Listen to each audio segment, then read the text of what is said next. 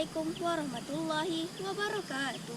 Salam perpaduan bertatakan inteng masaan saya ucapkan kepada Tuan Peneraju Majlis, Barisan Penajuri dan Bijak Lestari, penjaga masa yang setia dengan tertib waktunya, dan seterusnya pula sentana Dewan yang ceria di hati tinggi pekerti. Pada hari yang berbahagia ini, saya akan menyampaikan pidato yang bertajuk Teknologi Maklumat Membina Masyarakat Berilmu. Menurut Kamus Dewan edisi keempat, teknologi maklumat bermaksud sesuatu yang berkaitan dengan pemerolehan, penyimpanan, pemprosesan dan penyebaran maklumat secara elektronik.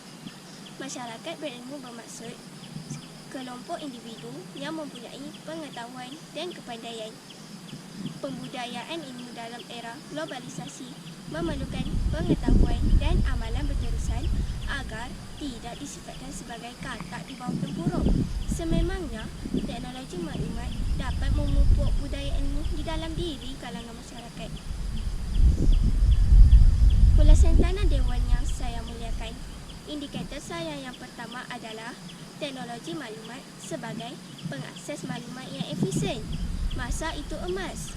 Dalam hal ini, teknologi maklumat berjaya membawa pembaharuan ke dalam hidup manusia dengan menjimatkan masa yang ada bagi mengakses suatu maklumat.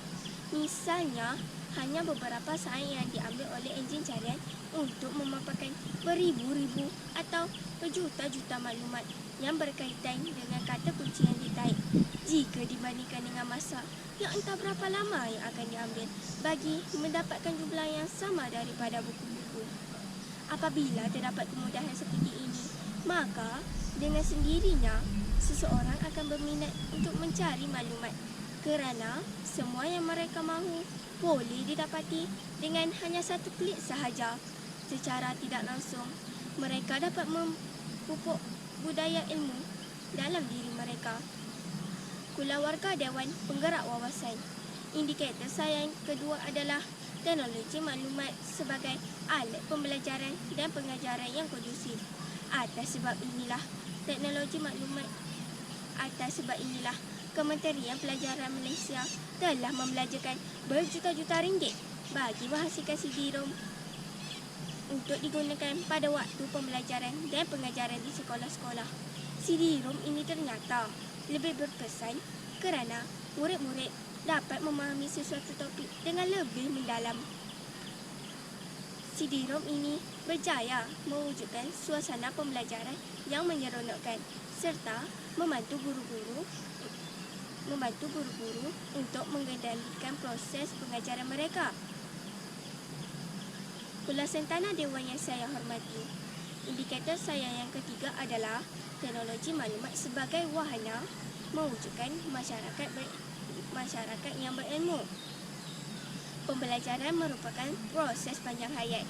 Ungkapan ini bukanlah sesuatu yang mustahil dengan adanya teknologi maklumat sebagai medan pengajian masa kini. Seiring dengan hasrat kerajaan menjadikan Malaysia sebuah negara yang maju menjelang tahun 2020, semestinya rakyat Malaysia yang patriotik harus memajukan diri mereka sebagai golongan inteligensia tanpa mengira batasan umur atau generasi. Bak kata pepatah, tua-tua kelapa makin tua, makin pekat santannya. Tua-tua manusia makin tua, makin geliga otaknya.